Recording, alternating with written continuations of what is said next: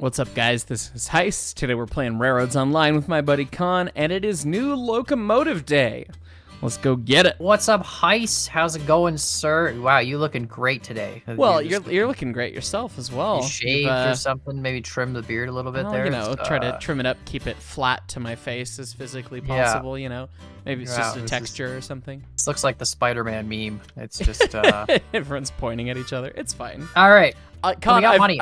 I've heard. I ran a couple trains. You've got money. We can actually buy an engine. It wasn't that bad. I just ran 2 extra trains of beams with the Montezuma over there and made enough money. So we're good. We're gonna buy a Class 48. Is what you were saying? Yeah, I think that makes the most sense for the grade that we've got today because I mean we built that stupid grade out of getting to the iron mine, and I mean 6.5% is ridiculous and. Oh. You did the math, right? You said it was like 104,000 Yeah, it should be good for about 104,000 pounds-ish on that grade because it doesn't have a tender. And the less self-weight you can have, the better you're going to be, which is another reason why logging engines are so good, right? But, with the Class 48, we'll be able to run speed. It's pretty cheap. It should give us the best bang for our buck right here in the early game. And later it can be a shunter when we get, a little bit more money and powerful road engines. I'm looking at it.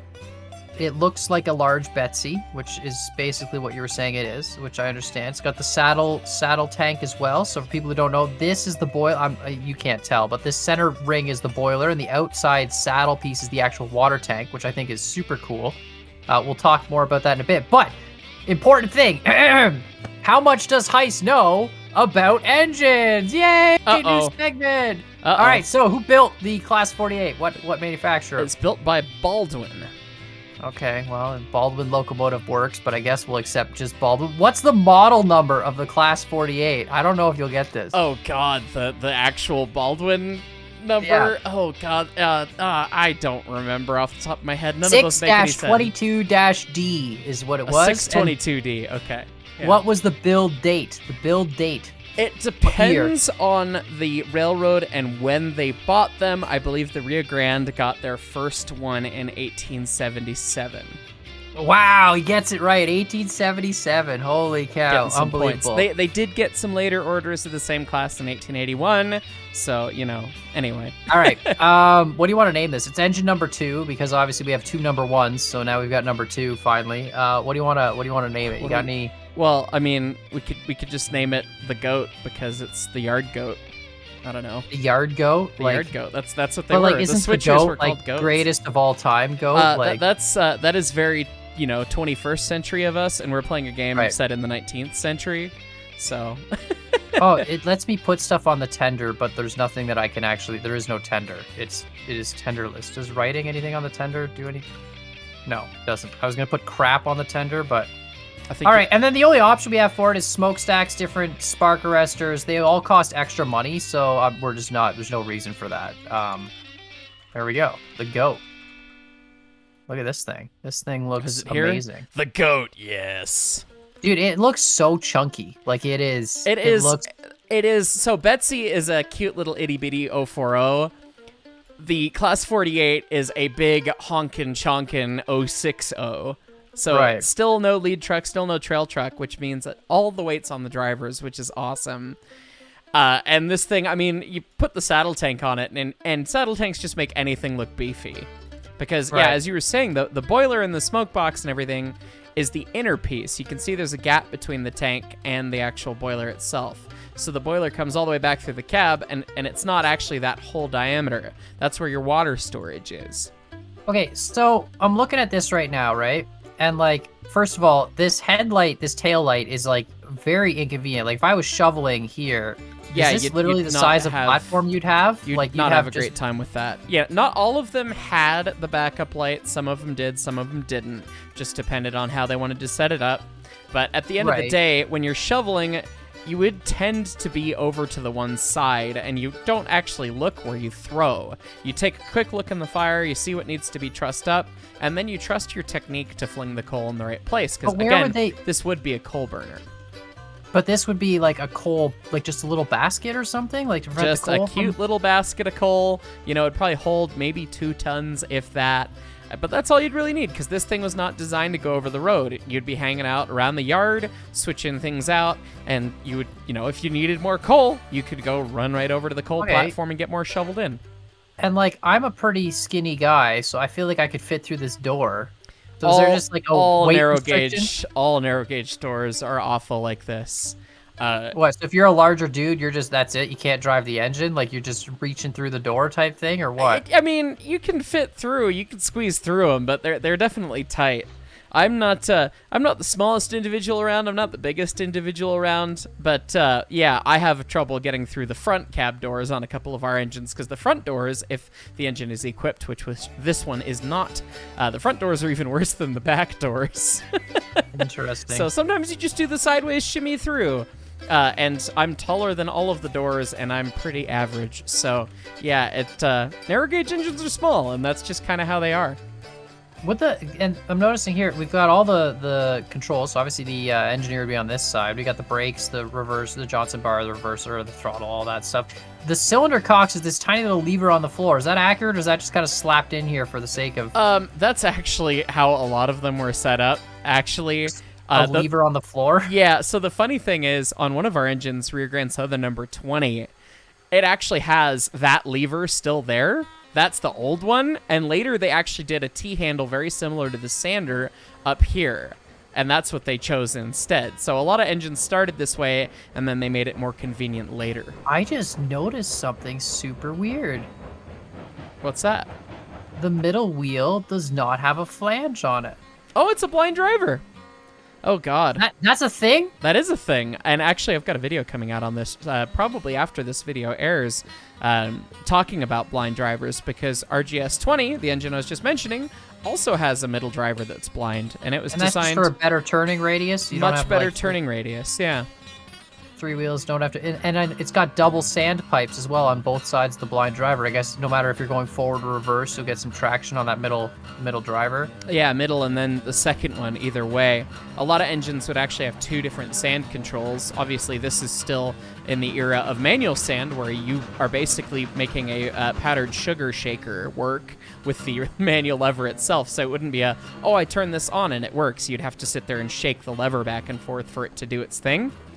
But in more modern locomotives, they would get air brakes and they would get air equipment and all that stuff. And you'd have air-powered sanders where there's a little trap that catches the sand and then an air nozzle that forces it down the pipe. So you'd have, a forward sand and a backward sand, which is really important in an engine like this where you're going back and forth pretty frequently through the yard. All right, well, we got to pull onto the switch here and then go pick up the Zuma and bring it through. Okay. Because we're going to go back to the iron mine, right? We're going to take the goat, drag everything up. I feel like we can do it now. We look like we're super chunky. This is a chunk, and with the two of the engines, I mean, it should do pretty well, I'm hoping. So. Well, and then we can leave this at the base of the iron mine as the helper engine for now until we get some bigger trains. I think that's the move. Okay, all right, I'm just going to park this up here. Yeah, well, it should be fine. I mean, we got to just run back and get the Zuma. Oh, okay. We're running back. We're not bringing the locomotive. We'll bring the Zuma. Well, we'll bring this one up front. We'll keep it in front of the Zuma, right? Like, just have the Zuma. Sure. Pulling behind. All right. Well, it should be already on the plank cars because I was bringing beams up. Gotcha. Well, I will go run and grab them. Oh, nice. Nice that you've already taken the liberty of putting your rod into my socket. That's just that's great. I figured I would just pin myself in and it's fine. I appreciate it. All right, so let's see what kind of power... It is... Hang on. Just the size comparison of this thing versus the Montezuma. It's pretty chunky, isn't it? It is hilarious. It's still got smaller drivers, though, just for the extra torque, I guess. For that power, right? So... The whole way that tractive effort works and why the wheel size is important in tractive effort calc is that bigger wheels lessen your leverage, right? Because you can only crank on the crank that you've got that the rods are connected to. So any bit you make the wheels bigger past that crank ratio, you're losing your mechanical advantage, which is good for speed. But couldn't you put the crank, like, couldn't you mount the crank further out on a big wheel, which would then give you more of a mechanical advantage? You could, but that is taken up in the stroke of the piston part of the calculation, because the stroke of the piston is the radius or the diameter of the circle your crank travels, because your crank sets what the piston stroke really is. Right, but then, like, So is there some magic number for like a perfect diameter for a drive wheel? Like, is that? There isn't. You know what I mean? It all depends on the job that you need done. How fast do you need to go? How much torque do you need? So Right. So obviously, if you have the crank closer to the middle, your piston can basically, once you get up to speed, have the wheel spinning a lot faster without having your piston move as far. Which is very common and ideal for high-speed stuff. So you'll see a lot of like British locomotives where they're running, 100 miles an hour and running fast passenger trains with light tonnage on, relatively shallow grades compared to this narrow gauge madness. You'll note that the cranks are really, really shallow in there. And then the rest of them, tend to be a little bit further out. But you don't want to make them too far out because, if you want to have any semblance of top speed, you don't want the piston to be moving too fast, for one thing. But for the other thing, the further out it goes, the more up and down the rods do, the more bouncing the steam locomotive wants to do, which is worse for the track and worse for wear and fatigue and all that stuff. All right, I don't know which. I know I was just loading here, so I know we're gonna come in like into the loading area. But which way do we go? Which way end up bringing us? I feel like it's gonna bring us straight. It is straight on. So that'll be okay. This thing is actually ridiculously huge, dude. This thing it is so big compared. I mean, it really is a testament to how itty bitty the Montezuma is. That's the real answer here. Like the Class 48 is not a big engine. The weights in this era of the DNRG is how much they weigh theoretically-ish in thousands of pounds is what they vaguely tried to do. So this Montezuma, is 33,000 pounds. 33,000 pounds is what it says in the menu. Okay, well, my history may be off, or QMA's off. I wouldn't be surprised either way, because I'm not the best historian. I'm more of a mechanical engineer that likes the trains. But definitely significantly chunkier than little Montezuma, and Montezuma's just nothing. I mean, the lightest little engine. Give us another half car. Was this air brakes then on the Class 48, or was it still? I think like, it was. friction brake? It doesn't have an air compressor. And there are no brake shoes, so it's not even friction brake. It's just steam brake. Water. Yeah, water or steam. It might have had a water brake, but I don't know. It just depends because the water brake. A water brake is hot water going into the cylinder in the wrong direction. I've learned way too much about water brakes in the last couple episodes. So right. I understand that much, but what's a steam brake then? How is that different from a water brake? The steam brake is just running the engine backwards. Water brake is a more efficient way to do that. And I actually learned a fair bit about water brakes quite recently after I posted that little video about the Pikes Peak engine on the COG engine. I watched that. You know what my first thought was? Is that the Pikes Peak where they drift the cars up the mountain? It is that Pike Peak. Yeah, it's the same mountain. Sick. Yeah. That's awesome. So you can ride a train to the top, or you can drift a car to the top. But either way, on a like 26% grade COG railway, it's insane. And I need to actually get down there and film with my buddy Jimmy, who helped present that. But after we posted it, one of my longtime steam mentors, who used to be the chief mechanical officer for the museum, Jack Campbell, posted a bunch of stuff and was giving me a huge class on water brakes basically over the comment section pretty much, which was kind of amazing because he'd worked on the Cumbrace and Toltec in the era when they'd actually had them available to use. So, he added a little bit of extra info that I didn't know. And the primary reason that the water brake was important as opposed to running the engine in reverse or anything else like that was that with the water brake, I'm loaded by the way, you can take them ahead 2 cars. Oh, that's a throaty boy. Oh yeah. That's a big hoot. That's what we wanted to hear. That's the stuff. That's woofing right there. Yeah, give it one more car. And now half. And anywhere in there's probably fine. Okay, so if you're running the engine in reverse, the wheels are still spinning forwards, obviously. You're not going to have the drifting, moonwalking nonsense going on. But if you're running the engine in reverse and you're basically putting steam into the wrong side of the chamber, but still at the right sequence. So as the piston is going to compress, you're trying to force it to extend, and as it's going to extend, you're forcing it to compress. Exactly, yeah. So what we would do with the Class 48 would be haul it over into reverse or opposite the direction you're going, and then crack the throttle a little bit, and then. But if you put the Johnson bar in reverse, isn't that like a second bar that's adjusted on the wheels themselves, or is that like I'm confused how this? Because you need to have steam go through the wrong valves, right? Like, isn't Well, that no, what it's the same valve. You just change the pivot point of it in the actual motion of the valve gear. The Johnson bar doesn't control different valves. It controls the motion of the one valve you have. So it just changes the. Okay. Yeah. So when you're in forwards, you're working off the same pivot, or you're working in direction with the same pivot. But when you go into reverse, you're countering the pivot, which is actually what reverses the motion of the actual cranks that, offset things. If you look at these engines, QMA did model, or I think somebody else made these two engines. I think these were made by Glock, actually. And I think QMA may have done the Stevenson valve gear, whatever. But if you look in between the wheels, you can actually see there's a bunch of extra rods and bits in there, and that's actually the valve gear in these engines called Stephenson's valve gear, and that's actually what sets up the motion of the valve on top of the piston. And so when you're in forward, the Stephenson valve gear expansion links drop down all the way, which is kind of this link is adjusting the valve, which is in this box up top. Yeah, the box. Yeah, exactly. Oh, so all the guts in sense. there, and the Johnson bar just raises and lowers the banana-shaped pieces. So Johnson bar in forward lowers them all the way. Johnson bar in reverse raises them all the way. And so that sets the pivot on either side of the center line of the banana-shaped piece, and that's what gives you forwards versus reverse. Oh, that makes sense.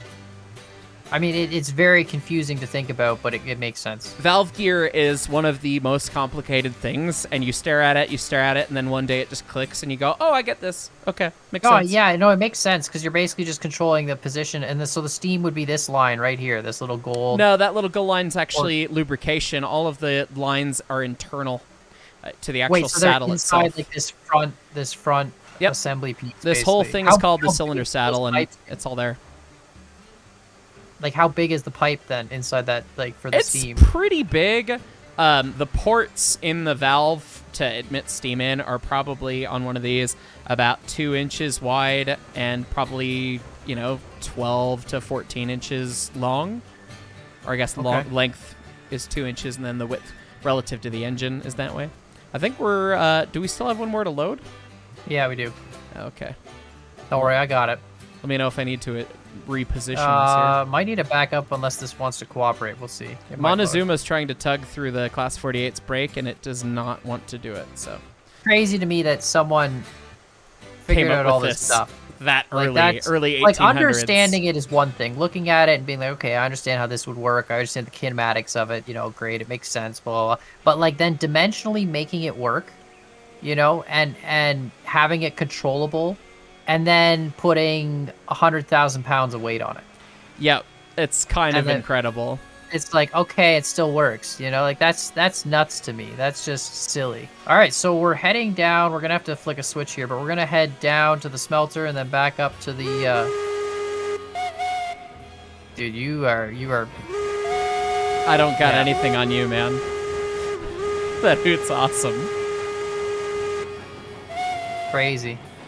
So the big difference between the water brake and then just using the steam in reverse, like we were talking about, steam in reverse doesn't get you the economy of the expansion that using the water brake does. And using the water brake also helps do a better job of limiting the vacuum running into the cylinders. Because it's a really tricky balance with steam, where if you don't have enough steam, you're not breaking the vacuum in the cylinder, because as the cylinder's moving, throttle shut, or it's almost shut, it does draw a vacuum as it goes, and it's trying to pull the exhaust of the fire into the cylinder. And so if you've got cinders and other bits and nasty things that want to work their way into the piston, that's how you ruin your bore, and that's not a good time. So you always want to make sure you break that vacuum, and later on they figured out that they could make mechanical valves that would do that and just operate via gravity, which was great. But if you wanted to use the cylinders for braking force, it was a hard balance with steam to give enough steam to make sure that was happening, whereas the water brake was calculated and measured out so that when you opened the water brake itself, it was metering the exact right amount in, and so you wouldn't try to compress water, but you also wouldn't draw the vacuum. But the amount of water going in, let's say it's a constant volume, right? as depending on the temperature of that volume, it'll expand to a certain amount of steam. It's not always going to stay the same volume when it hits the cylinder, depending on how hot it is. Or was it close enough that they didn't care? The temperature was close enough and assumed off of working pressure. The big thing that would change it is speed, because you have a certain mass flow that can get through it, right? But you're really just trying to give it a head pressure and then allow the rest of the system to expand as the piston moves for how much it's going to do. Because it's only going to stick it in the valve and see as much as it can expand. If you saturate the line behind it, who cares? Once it hits that open point, it flashes to steam, and that's that.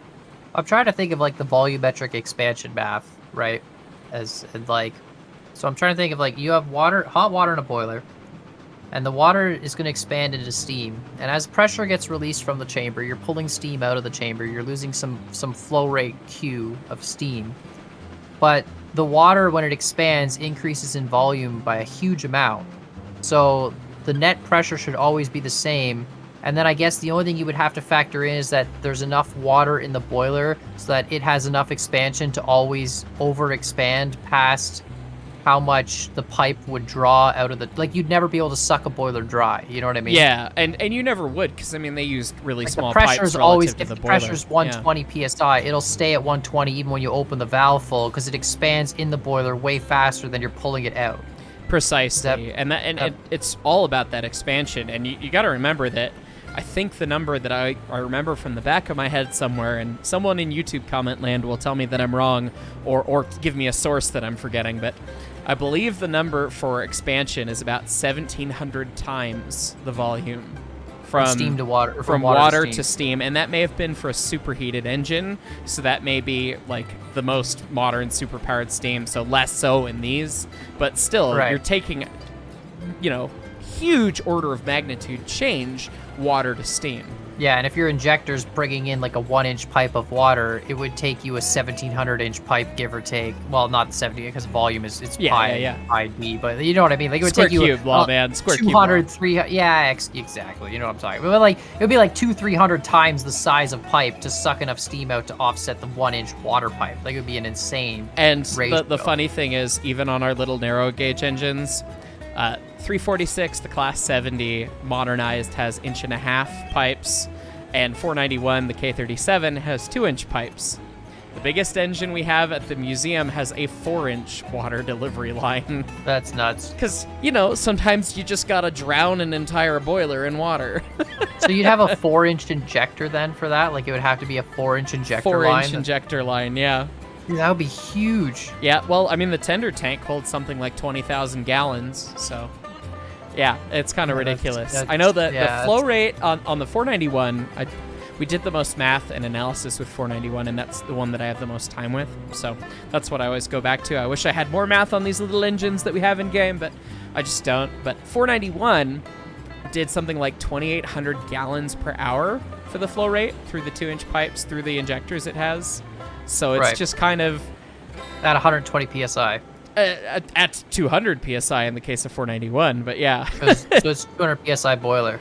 Yeah, it's pretty amazing. Although these days we run it at 175 because the code changed back in the the late 1900s, and that made us have to change things. Anyway, you have a tender, right? So you're pulling all your water from your tender, right?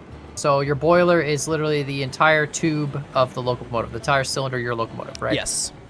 And it's jacketed. We talked about that last episode. You know, it's cold, whatever, a couple episodes ago. It doesn't matter. So it's cold. Great.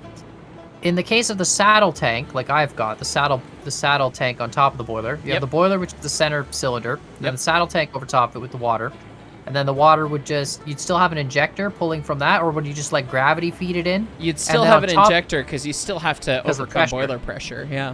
Right. Okay. And then you jacket the boiler so the tank around it is cold-ish? Yes, precisely. So the boiler is still... When you take the boiler or the tank off of a saddle tank engine, which is actually what the COG engine was in that video, was a saddle tankless saddle tank engine.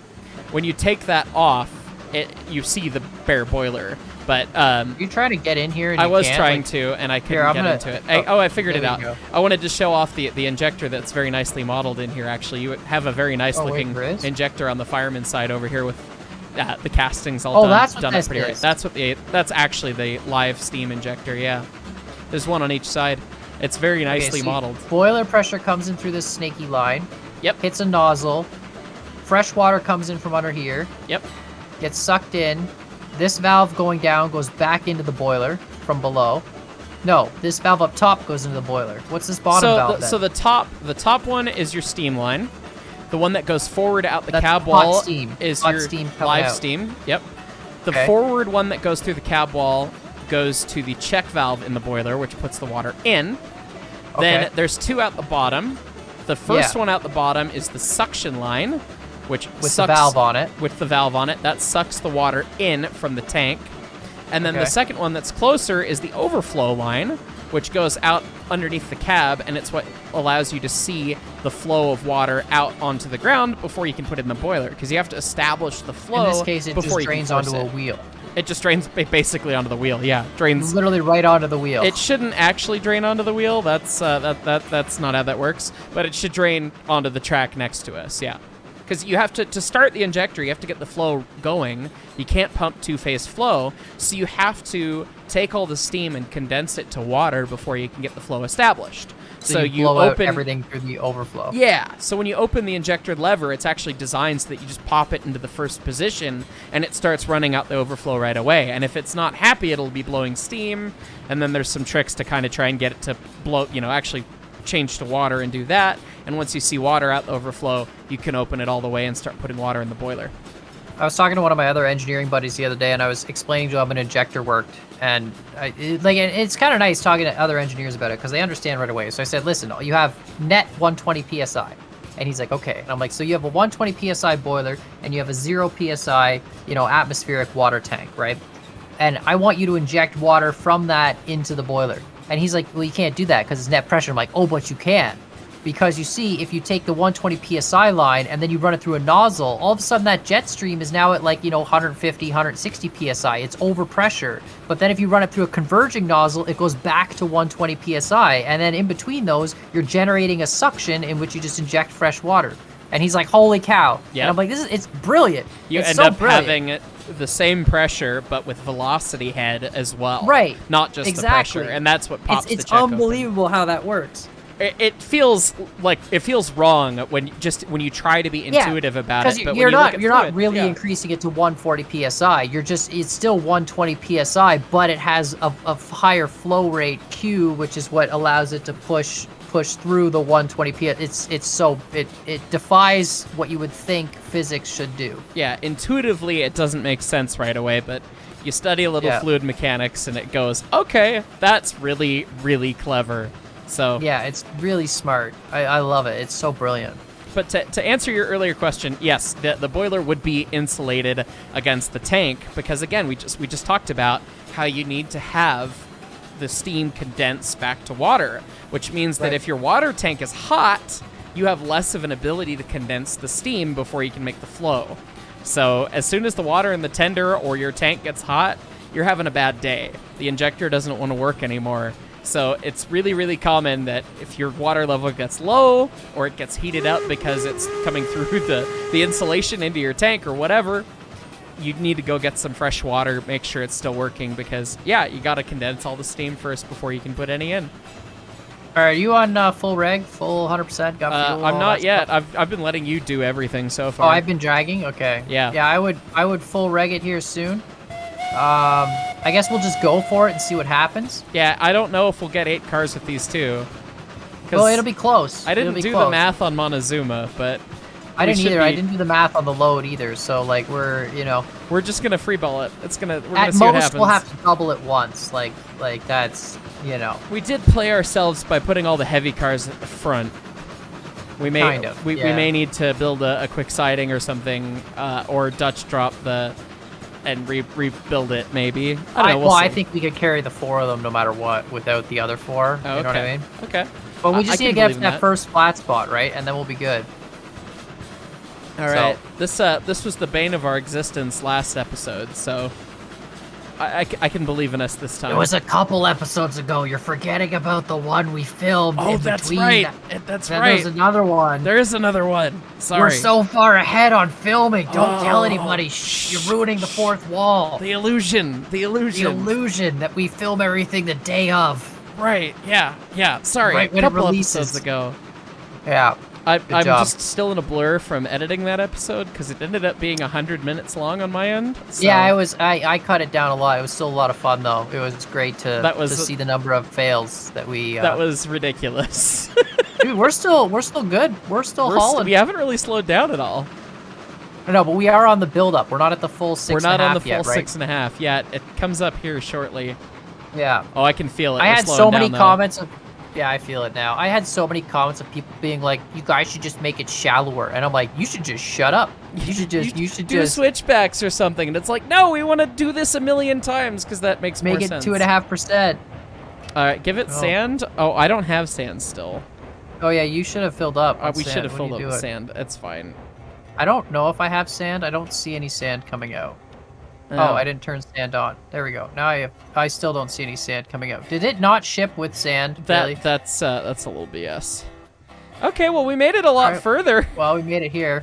Okay, so we gotta tie the 4 beam car brakes, and then let's just we'll drag her all up. There's rules for how many handbrakes you need to tie per certain gradients, and I don't know what the rule is on 6.5, but I'm pretty sure it's all of them.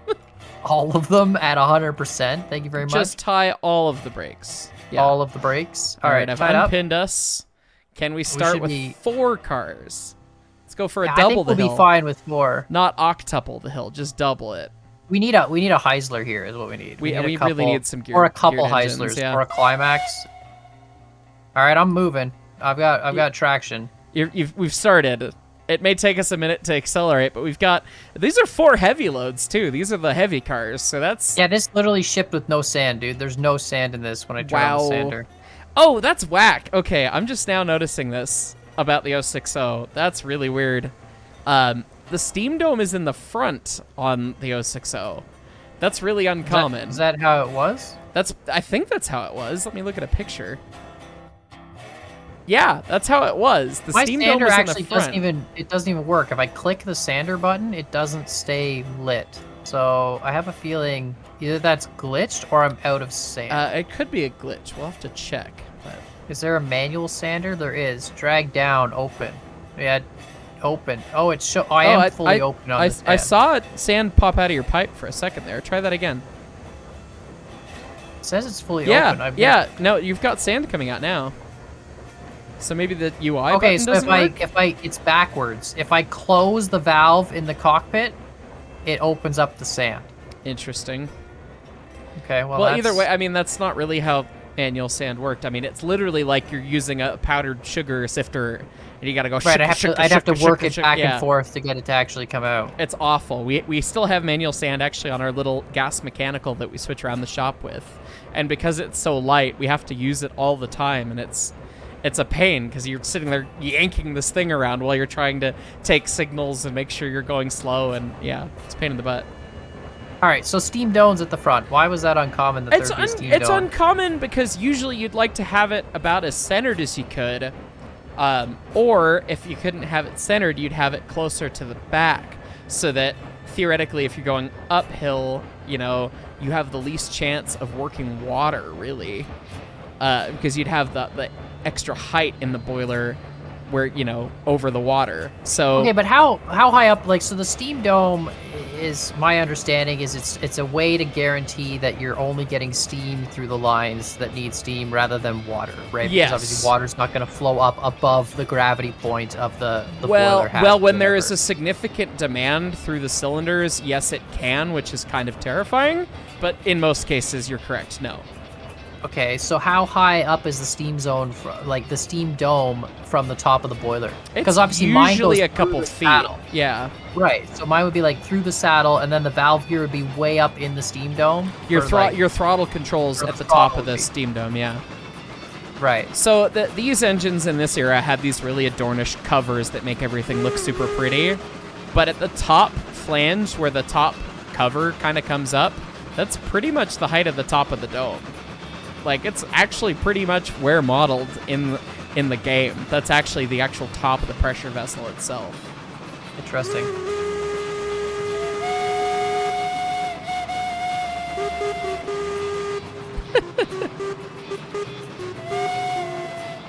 Wait, hold on. I can do this. Are you getting 3 pitches out of that thing? I was trying to do the da, but it's just not enough. It's not. It doesn't have enough You can usually range. only get about a half step out of them. Hey, what happens when a train goes by? Woo! Oh man. Well, so it's good. We'll be able to use this as a helper for now. Leave it parked at the engine shed here. You know? Yeah, I can live with doubling the hill. Octupling the hill was a little ridiculous. Yeah. Well, the thing is now too, if we get a better road engine, then we can probably solo the hill with like, we're literally using the worst road engine possible. You know what I mean? If we had like a Cook Bogle or a Class 70, like this would be no problem with the one helper. You know what I mean? Yeah. I'm kind of thinking, I'm liking getting to experience the new engines because it's a lot of fun. And getting to talk about the history and appreciate them is really cool. So maybe next road engine, maybe we try and look for the Glenbrook. Because I've heard the Glenbrook's really pretty in game, has a bunch of different liveries. You know, It's maybe cheap, that'll be too. the next It's one. cheap. We can get a cheap engine. It's cheap, and I mean, it's got less power than the Class 48, but it's like double or triple the Montezuma still, so... Right. should So help I have a an lot. idea when we get up to the top here, because we're about to get there. Yep. I'm gonna disconnect, and we can swap. It's up to you which you want to do, but one of us can go back down with the goat and grab the other 4 cars, and the other person can work on like shunting this and unloading Oh, it. sure. Dealer's choice. I don't care either way. All right. Well, I've been driving the goat this whole time, so why don't you take the goat, and then we're gonna. Oh, this is. Or gonna we're be in a lined bad into spot. the lined into the Oh, one I got track it. that makes this hard. Perfect. Nailed it. Nailed it. 100% Okay. didn't Well, derail. I'm gonna just. Yeah, here, you take the goat, you unhitch there, and then, yeah, go ahead. And I'll deal with unloading this, because that way I can make the money oh God, anyway. this thing accelerates fast. Oh, dude, it's a rocket ship. You're going into a siding? That's It's fine. I'll go oh around God, and 5. it stops fast too. Yeah, I mean, you have literally all drivers, nothing else. The math says, oh yeah, it just means torque, right? Because let's see. Yeah, just full reg, just instant. Oh my God, it's just. All right, Dude, we're at top speed. It's a beast. I'm telling you, are you gonna bonk it? Oh, I'm so totally. Oh, just a little Boy, dunk. you stopped on just a little dime. dunk. Just a little dunk. All right, should be clear. Dude, here. I I'm like gonna this thing. It has way too much power for its own brake, though. Oh yeah, I know it's great though. I think as a helper engine, or I think mainly as a yard engine, I'd love to have one of them up here at the iron mine, just chilling. That'd be awesome. Another one down at the smelter, just chilling. You know, we need probably another one at the coal mine. Although the iron mine one really will have a couple of the helpers potentially. We need a lot of Class 48s. They're the awesome early switch engine. The trivia that it looked like you looked up some trivia. So trivia for Con, when did the Rio Grande get rid of their last one?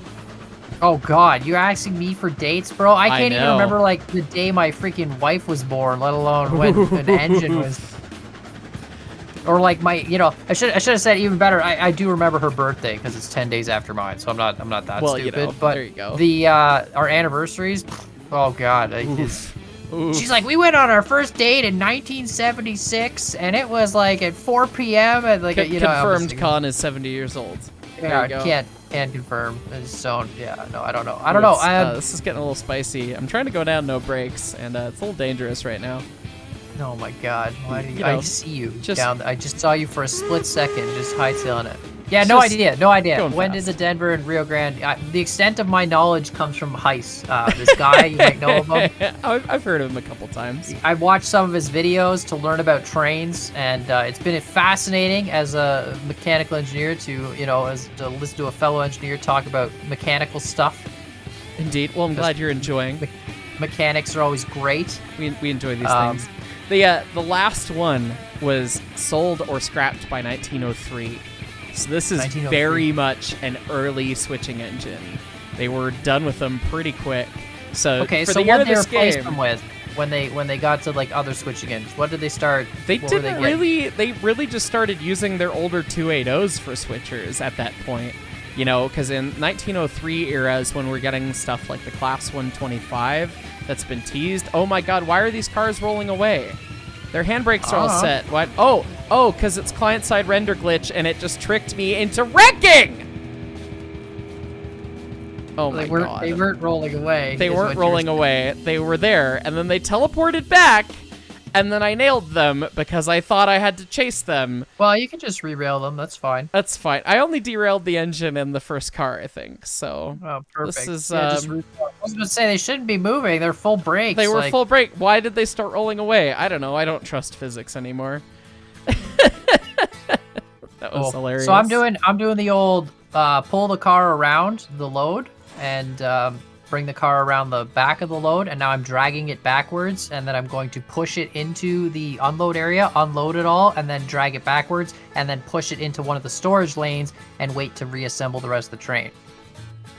Yeah, I don't know how accurate that is. Sounds about right. I understood what you meant. Yeah. The big. So I'm literally dragging the load backwards from my nose up to like back out onto the straight section of track as if I was going down the hill, but then I'm going to push it into the unload lane, unload it all, and then drag it back empty, push it into one of the storage lanes, and then wait for the next load to come up and repeat the process. So you could save yourself a small amount of words by just saying you're running around the train for the first piece. Running around, that's what it's called. That's what it's called. You're going around the runaround, or you're running around the train. Yeah. And that was a relatively common thing at shunt yards. That it happens all the time everywhere. That is like one of the most common moves in railroading. Yeah. Interesting. We end up doing it all the time at the museum. It's just okay. Well, we need this car on this end. So you guys have a half-mile track. Is it a double track all the way around? It is a single track all the way around. There is a runaround track and a bunch of switches and sidings and display tracks tied off the side of it. So there is actually a fair amount of switching that can be done at the museum. And a lot of times when we're... a single turntable by the roundhouse type deal. Single turntable, that's the only way to turn stuff around. But yeah, there's a lot of interesting operation that has to go on sometimes when we're changing trains for events or otherwise. It's like, okay, well, we now need to put all these cars over here, the winter cars that are enclosed, and you need to get out the summer cars, and they have to be spun around to run this way or run that way, and it just ends up being a lot of work. And then what, you hand tie all the brakes? Oh, yeah. Yeah, you have to, if you're going to secure or leave the train at all, you have to secure it properly, so you'll tie down the correct number of handbrakes, which may be all of them, just depends on the... modern train cars use air brakes, right? My understanding was air brakes, increasing the pressure releases the brake, so as you bleed pressure, the brake clamps harder. Is that correct, or is it the opposite way? Kind of. So train brakes are weird in the way that they operate. A lot of people think that they operate just like a semi-truck or a big rig, where the brakes are sprung on and then you have to use the pressure to remove them. Which is like a safety thing. You lose pressure, the brakes apply. Which is kind of how it works, but there's no springs. So it's all about differential in pressure. So if you want to really, really nerdy look at this, I have Air Brakes 101, which is a video that goes in depth for an hour on this. But the quick version is you have a pipe that runs down the train, and it's called the brake pipe. You fill it to a certain pressure. That pipe then fills reservoirs on each car to that pressure. Once the car's reservoirs have charged to that pressure, then any reduction in the brake pipe will then cause the brakes to come on. So if you lose a car, you lose the engine, the train separates. What happens if the reservoir just falls off or explodes or something? Well, then it doesn't work anymore. Then you wouldn't have brakes. You wouldn't have brakes. You have to have the reservoir. It has to be filled. Then there's a little, logical comparison valve, basically, called a control valve that looks at the brake pipe, looks at the reservoir, and says the reservoir has more than the brake pipe. But if you have a car sitting for years in a siding, it has no brakes unless you've tied the reservoir will down. Just bleed over time eventually. Because valves and stuff isn't and then it just has no brakes anymore. That's why all the cars have handbrakes. So you tie down the handbrakes when you park for the day, because, maybe the car will still have air on it in a couple days. Maybe it won't. Depends on how good the seals are. So even modern-day cars still have a friction handbrake that you can just tie in, and that's it? The handbrake is a wheel that is geared that then attaches to the brake cylinder from the air brake system. So it just grabs that and applies the brakes as if it were the air brake, but just in a mechanical fashion. Wow. And so people always think, no, they're sprung on. No, they're not. When we switch in yards, if you had sprung on brakes, you would never get any of the jobs done we need to get done. You need the cars to not have the brakes. It would have to be so powerful just to be able to apply brakes to a train. Oh, hi, Con. Oh, hi, Hi, Con. hi. You're a little faster Render than... Well, you're dead. distance. Render distance in this game sucks. This is actually perfect. I can just hitch up now to the back of your load. Hold on. Just okay. You're just out of the way. This is fine. perfect. That's Give me a sec. This is next level switching. I can't believe how fast you got here. That's insane. You're so quick. This is next level switching. Look at that. That was called like a Dutch dead drop, drive the man off the cliff drop. This is the most advanced railroad move I've ever seen. Dude, you have no idea. Look at that. That was unbelievable. Perfect. That was hilarious. On my end, it's just like, okay, putting along, talking, and then you just render, and then it's like, by the time I do anything. I was going as fast as I could. I can't believe how fast you got back up here. I was really just trying to call it, but apparently not fast enough. Hey, man, 4 cars, that's the whole point of this alignment and why switchbacks are bad. Like, being able to run up that easily is great, and if you've got the power to do it in 1 go or 2 goes, I mean, I prefer running this hill twice than to do a single switchback, personally. Right. And I need to... The new tools have made making scaffolding to climb back up the hill very hard, and I'm sad about that. So I'm going to run across the bridge over here. I usually just run for the nearest bridge and then come back up though. Don't worry, I can't believe how quick you were. That's amazing. Yeah, dude, it's awesome. I really like that engine. It's pretty faithfully modeled as far as I can tell. There's not terribly many pictures of the Class 48, but the cab looks pretty good. It looks like things are in the right place, and it's a fun model, and I had no idea how big it would be in person. And Unreal Engine, you pile of garbage. My game crashed. Amazing. Oh, hello. Welcome back. I'm finally back after running across the mountains twice. I don't know what it is about my game and liking to crash twice in a row, but here I am. Yeah, yeah. Anyway, I unloaded the train. This unloads? Yeah, this unloads. It lets you do this? This is actually the furthest. You can exactly 4 cars, and you can unload this, and then it bonks right into the stopper here. So it's actually perfect. That is pretty perfect. All right. So anyway, we got to reassemble the train. We got to turn the Zuma around. We got to turn the Class 48 around, and then go back down. I guess you could take the Class 48 down in reverse. It doesn't really need to be turned around so much. Doesn't make as much of a difference, no. Yeah, we can put it down in reverse and put it into the engine shed. And then we're going to bring the Zuma. We got to turn the Zuma around. Is the Class 48 still binned somewhere, or where is it? No, I re-railed it. It's good. It's back on. But where? Oh, there it is. It's like, still don't see it. Still don't see it. Oh, hey, there it is. But yeah, if you want to throw some switches so I can pick up the rest of this, and then we got to spin this guy. Sure. You can spin on the turntable this time because I'm really tired of having to click and hold that. It's fair. You know, it's not a fun experience. It's very, very time consuming and painful. It's worse when you're actually pushing a real turntable with a real locomotive on it by hand. So, you know. I can imagine. How long does it take you to spin 180 degrees on a locomotive? What would you say? It takes, I mean, the speed in game is pretty accurate. Because if you were to spin 180 degrees, it's like probably like a minute or so to spin the whole engine. Oh, easily. Yeah. Yeah. It's a lot of momentum and a lot of rotational inertia to overcome. So, all right, you're lined into the rest of the cars. Kick him. Perfect. How's the hitch situation? Oh, yeah, right. I can kick him. That's right. That's right. Actually, you can kick him. Hop on my cars, bro. Yeah, hang on. I'm getting a pin and link in this one so that we're ready. All right. Let him brake a little bit. That's okay. You're cut off, so you brake all the way.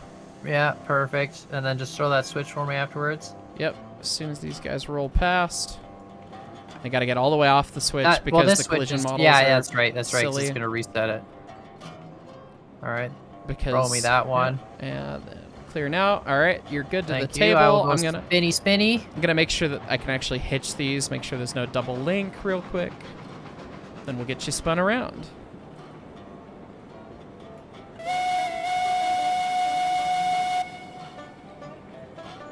Perfect. Dunk. Love it. Got it. I wouldn't want to do these kind of shunt yards if we didn't have the end stoppers. Right. Yeah, it is so much more freeing to just kick stuff knowing that it's not going to be a problem. Knowing it'll stop eventually and won't just keep going off the track, and then you have to, have this whole re-railing nonsense going on. Yep, for sure. It definitely makes it a lot better. But that being said, now that we have those, it really makes me want to do like more and more industries like this, because it's a different experience having to deal with all this. Yeah, it slows down the progression, so I get why people don't like to do it, but it's really fun and really, I don't know, it's really interesting to actually do it that way. So, and good God, and if you had momentum. more people, like once we have more engines, more people, we'll have people whose entire job is to run an industry. Like you saw that I couldn't even unload those cars before you showed up again with the next load. Right. You know what I mean? It's the whole thing. Like, switching out the industry takes time. Sorry, I'm dealing with turntable momentum. Oh, I don't know what you're talking about. Turntables are amazing. Yep, you're there. Perfect. Thank you, sir. And now we go speed. As long as you don't right. fall off the other end, jeez. I'm good. I wanted to park it right in the middle so that the center of gravity is really, helping you out. You know what I mean? Well, there you go. It's fine. Just thinking of you and balancing this turntable properly. We actually today, getting the 491 out for the Polar Express, because we're still running the Polar Express at the museum here. We had it misspotted by like 6 inches, and it was everything to get that turntable moving today. It was awful. So you'd still try and turn you wouldn't just move we could respot it, but it's like we thought it was spotted right. It's a little hard to tell if it just bounced because the momentum and the inertia, or if it was actually freely floating. And so you think it's spotted, and sometimes it's not, and then it's just like you overshot that. I see that. There is a handle on the other side as well. Well, you could but I started over here. Okay. True. Life's hard. Yeah. So when you're doing this in real life, it's one dude pushing it. You have multiple people. Oh, usually it's about 2 or 3. Right. If it's 491, I mean 491's 150 tons. She's a chunk. So usually, it's a lot of people. One guy can do it, but it's not very fun. So. Well, that was a little sketchy bouncing back onto the track there. No big deal. It's you should, again, the real one's worse. The mismatch is just enough. I mean, the sounds the wheels make when they go across the table, it's always a little surprising.